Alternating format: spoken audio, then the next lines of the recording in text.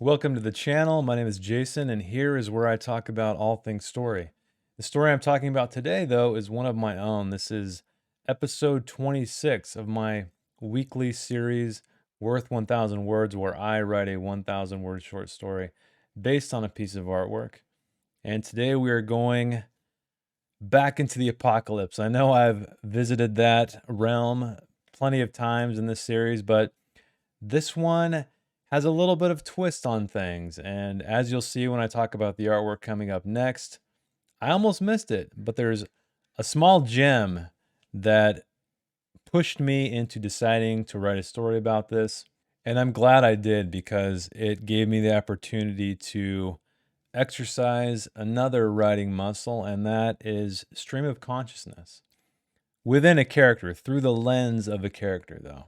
There are downsides to that, which you will see soon. But before we get on to that, let's talk about the music I listen to. This band is a duo. They are amazing composers. They are called A Winged Victory for the Sullen. I know that's quite a name, but it is very appropriate, let's say, for their genre of music. This is their self-titled album from 2011. Haven't listened to it in some time, but I thought it would be a great fit, and it was. So I highly encourage you to check them out.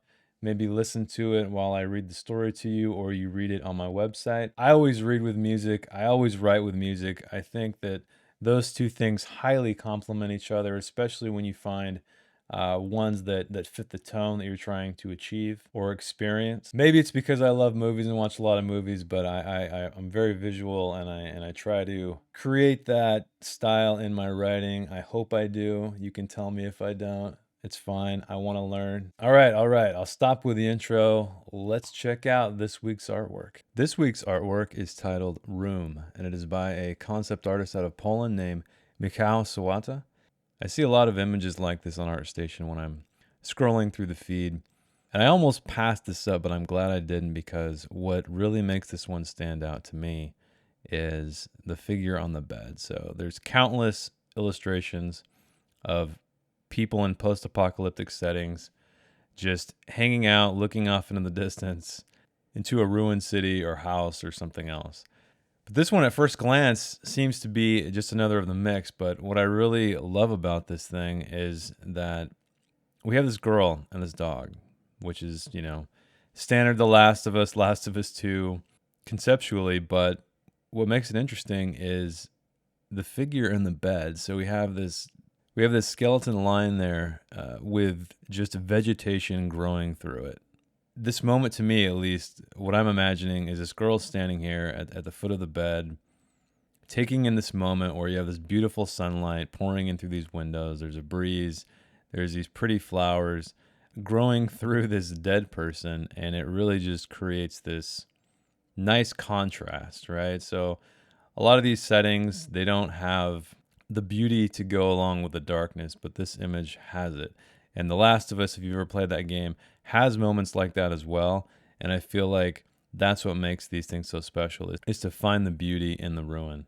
When I play these games and you find notes and documents but left behind, these people who have passed, you always kind of wonder like what they were. You were given these little snippets of information of what their life might have been. So, and I think my approach is going to be having this girl here with the gun and the dog, wondering who this person was and how they came to that fate, maybe. So, Michał, thank you for the amazing artwork and doing something a little bit different than what is normally expected of this genre.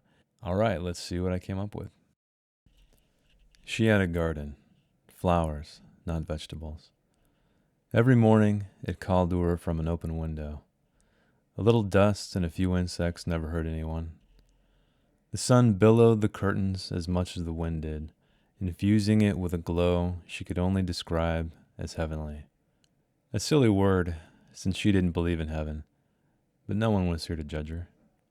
Breakfast could wait. Petals buoyed by the morning were much more filling. She kept her nails short. Dirt didn't like long nails, and she loved the dirt. Worms nuzzled her fingertips as she buried roots. She smiled. She had smile lines from a good, long life. 60s, 70s, it didn't matter. Age was a number. That was a cliche, but no one was here to judge her. Not too hot today, so she could stay out here a while, enjoy the warmth on her skin. She wasn't afraid of aging, anyway. She was already aged, whatever that meant. A metallic ringing from upstairs through the open window. Why did she set an alarm if she was always up before it? She'd read something about circadian rhythms once, how it was important for your health. She had heeded the advice and was happy for it. Awake with the sun, only candlelight in the evenings, or a fire when it was cold. It was rarely cold. She went upstairs to turn off the alarm clock. It was one of those old non-digital ones. It never seemed to turn off on its own. She supposed they didn't make them like they used to. She smiled at her new cliche, hoping the thought would mark another line on her face. She decided lines were beautiful. If they were good enough for trees, why not her? Trees had to show their age on the inside, while she flaunted it for everyone to see. Upstairs, she picked up the teddy bear that rested on the nightstand behind the alarm clock. He slumped. Yes, he. Terrence. Terry for short. That's what her daughter had named him. Yes, a daughter. She was off at school getting her philosophy degree. She knew it was useless in the real world, but it filled her daughter with such passion, and that's all a parent could want for a child. Something that would make them feel alive inside. Like her, with her gardening. Another useless talent. Flowers wouldn't feed anyone, except her heart. She went to the footboard of the bed because it was such a beautiful view. 3 windows, one directly behind the headboard, and 2 angled on the left and right. This house was made in a time when people still considered the direction of the rising sun before building. The age of the house was apparent in the wood floors, the walls where wallpaper seams bubbled. She could have changed it, fixed it up, but why? She viewed things like she viewed herself. Let the years show. Some called it character, but she didn't like that expression. Characters were fictitious, at least to her. She found that when anyone said something or something had character, they really meant caricature. And this house was anything but that. Outside the window, tree leaves looked like flowing kelp in a transparent ocean. She smiled. Another line? Of course oceans were transparent. Water was transparent. She supposed oceans weren't really. Depth and silt and all that. Krill for the whales. Her daughter, Millie, because she hated Mildred, always drew flying whales. She asked her once why she drew flying whales instead of underwater ones. Millie had replied, because they have wings and a tail like birds. She had never considered the genius in that statement from a child of 6. But now, looking at the picture above the nightstand of her, about that age, she appreciated it more than ever. Vestigial traits weren't something children usually understood. She knew Millie didn't, but her noticing is what mattered. Deep down, we all know where we come from. Where did she come from? A place? Yes. A time? Of course. Those things weren't a concern, though. Now it was. Live in the moment because you'll never know when it will be your last. Someone must have said that at one time. She touched a spot on her mussed bedsheet, warm with the sun. She walked her fingers to it, pretending it was a pool of pure warmth, dry but soothing. Then it was wet. Her hand tickled with warmth, then was cold again, against metal, one finger resting on a trigger. She was Anna again, in the rotted room with the dead woman who gardened lying in a garden bed. The dog she hadn't named looked up at her with perked ears and doe eyes. I know, Anna said. We'll leave soon. Curtains flowed. Heavenly, Anna supposed. She smiled. She went to the footboard where sheets clung like old cobwebs, careful to not disturb the shoe that looked so comfortable on its side. A couple of books were stacked at the edge of the grass. Her hand hovered over one, to dust them off and pick them up. She always loved those scenes in adventure movies. Instead, she decided to leave it. The woman liked to read by candlelight. Sometimes in the mornings, too, if the flowers didn't pester her through the window. Tonight, they wouldn't. They were with her now. She was one with them. Even though Anna couldn't see her smile on the bleached skull, she knew she was, with a face full of beautiful lines that were drawn across a map of time, much more beautiful and complex than the world in which Anna found herself, a world of death and hunger and ruin. Anna plucked a flower from the garden grave, felt the wind through the broken windows. The woman wouldn't mind. She had so many. Anna twirled it in her fingers, smelled it. It smelled of a garden and a woman who had lived. Well, I did what I said I was going to do. I went out and decided that this young woman standing in the bedroom was going to contemplate who this woman was, or person. I decided it was a woman, as you know, lying on the bed. And this was a pretty fun exercise because it was almost like free writing or stream of consciousness, because that's essentially what our character in here with the dog is doing. Is these thoughts are just kind of going through her head, and she's constantly thinking of, or actually I should say she's coming up with reasoning behind her decisions on who this person is. This because that. Every morning it called to her from an open window because she kept it open all the time. A little dust and a few insects never hurt anyone. So things like that, and I repeated that throughout for effect.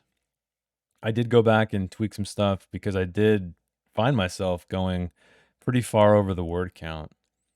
More so than I like to anyway. And I know it's only maybe about 30 or 40 words, but when you're only dealing with 1,000, that's quite a bit. And so what I wanted to do is paint the picture of this woman, like maybe what her daily routine was like, influenced by what is seen here in the image. So we do see a garden, or I should say an overgrowth of plants in the skeleton. The curtains are billowing in the wind, and you see some nice trees outside the window. And this, presumably at one time was a pretty nice room to stay in, right? You have these windows that are positioned in such a way to really film the room with light. And that's what I was imagining, is if this woman, I wanted to take the cue from the plants and then make her a gardener, or at least, Anna here, as you know, her name is, assumes her to be. And there really wasn't much to the story. I just wanted to capture a moment in time, something that really was ordinary, I guess. And I know in stories, you don't want to capture the ordinary. You want to have conflict in there. And I think really the conflict comes from Anna herself, which you don't really learn what's going on until the very end.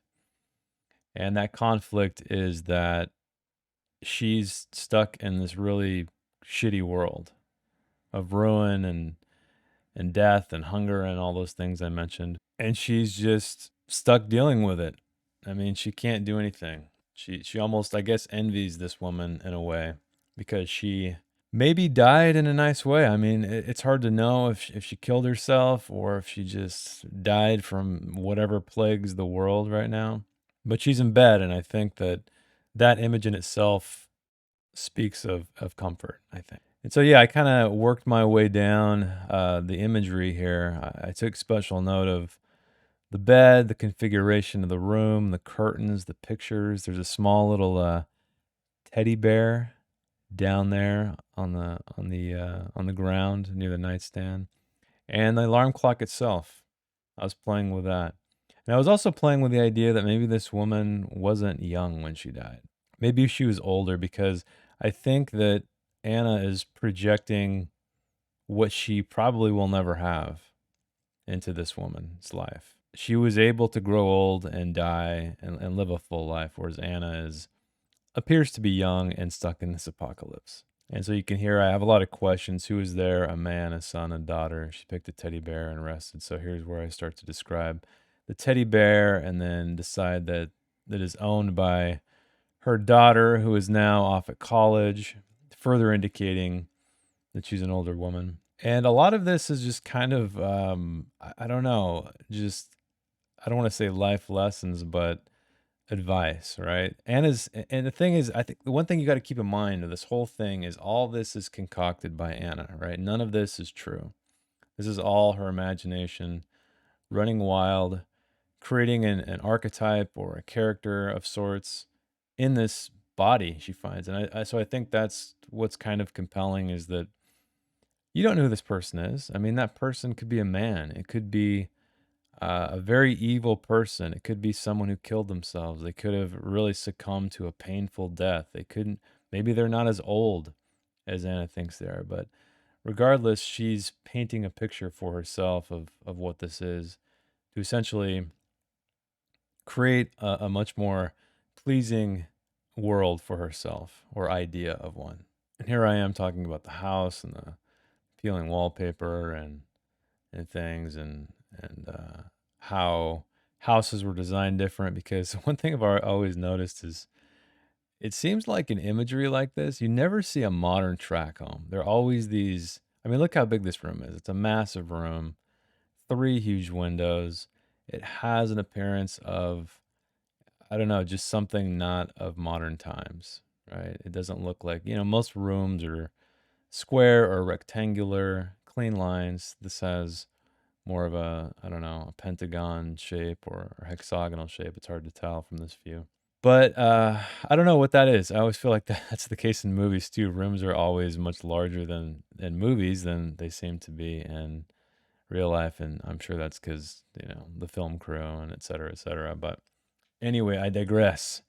I named the daughter Millie because she hates Mildred. A friend of mine, he's obsessed with flying whales, so I think that kind of popped into my head. But then that thought led to, yeah, I mean, whales, they look like to a little kid. They have wings. They're not as big as birds, and they have a tail. It's like a rear tail of a bird. And then I just go on some odd tangent of vestigial traits and evolution. Once again, I think that because this is Anna's stream of consciousness, it's just sort of her, these thoughts rolling out completely out of her head, just one after the other and after the other, building upon the last one, hopefully, to create an image of this woman we find, or this person we find dead on the bed. And these questions really are Anna just thinking, just making decisions or deciding that decisions don't matter. In the case of where did she come from, what time, they don't matter, now matter, live in the moment.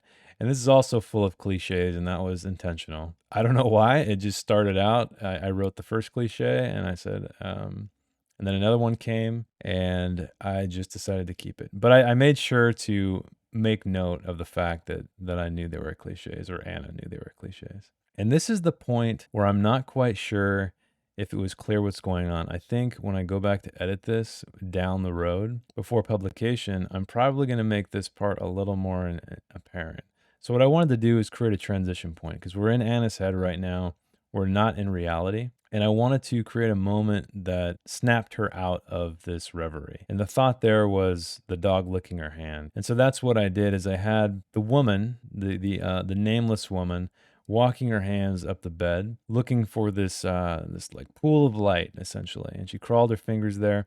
And that's the moment of, it was dry but soothing, and then it was wet. Her hand trickled with warmth, then was cold again against metal. So at that point, that is the moment. And here I am, very close to the end, because I didn't want to linger too much on what you're actually seeing here. I wanted to be in the head of our character most of the time. So that was the trigger of the snapping out of the reverie. And I don't know if it was clear enough. I did spend some time while I was editing trying to remove some words to hold some for that area to try to further describe it. But I don't know if I quite got it. Let me know what you think, if it was apparent at that moment, or if you were a bit confused, or if it wasn't apparent at all what's going on and I completely failed in my storytelling. But one thing I did too is I noticed that I said she a lot. She. And that's fine in the beginning. But once I introduce a second character, there's confusion there. And I haven't fixed it yet, but I do go back where I use Anna, right? I use that name when I'm talking about Anna most of the time to alleviate any confusion. And I think that's one thing that's tricky sometimes in writing is when you say he versus the name or she versus the name. It's really just a gut check because you never really know. I think everybody's different. You just do your best on when to do it. Here, it was pretty clear to me because I decided that the dead person in the bed was going to be a female, and Anna's a female. So the best way I could distinguish that is the name, especially toward the end when Anna is referring to this woman. Really, the main reason was because I wanted to make sure that you understood that she was dreaming this whole thing up, that she was pulled back to reality from this dog licking her hand, which again, I'm not sure how clear it is, but let me know. You can see I'm over 1,000 words by 26. I still wasn't really happy with the end. I knew there was some work that needed to be done. And so I think that that's the issue, is that it doesn't seem like, oh, just remove 25 words. But because I knew I had to add quite a few back, and these words add up quickly at a surprising rate. It's funny when you're working with a constraint of words, because normally in a manuscript, you're like, man, I want to write 1,000 words a day or 500 words a day or whatever it may be. And those words, for whatever reason, can become difficult to create. But when you're working under a time constraint like this, or a word count constraint, I should say, it becomes even more difficult. You just wish you could have more words to describe what's happening. But again, that's the whole part of this exercise. It's to give yourself arbitrary constraints so you get better at your craft, or at least that's what I'm trying to do, is to get better at my craft by understanding what is needed and what is unneeded. Because if you have endless pages, or there's no word count limit, sometimes you're in danger of going on too long. But I'm getting closer. I'm at 1,005 words. Here I am finally going back. She was Anna again. So hopefully that was a clear enough indication that this woman we've learned about for, 800 some odd words is not Anna. Anna is concocting this woman. And I'm really trying. See, I'm still at 10, I'm 1,020. I'm going up because I know that I need to be very clear to distinguish Anna from this woman immediately at the point when the daydream ends. And so this one was a little tough in that regard. I still made pretty good time. I think I was about hour 6, hour 7 in, which is mostly standard. But I think the the main thing to note is the contrast with how quick I was able to get all of the words out versus the edit. Sometimes these edits take more time, sometimes they take less time. And I think, especially just because of what it is, being a stream of consciousness style story through another character, things inherently get a little more wordy because I'm trying to capture the thoughts of somebody, not just merely paint a picture with words of action and what's happening through the camera lens. And yeah, here I am again adding Anna. Anna, she wouldn't mind. She had so many. Ideally, if I had more words, I'd probably say the woman wouldn't mind. She had so many, just to further emphasize the fact that I'm talking about two people.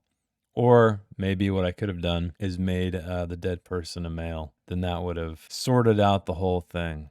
But I don't know. I guess because of I just I guess I associate gardening with women more, and that's just what came to mind.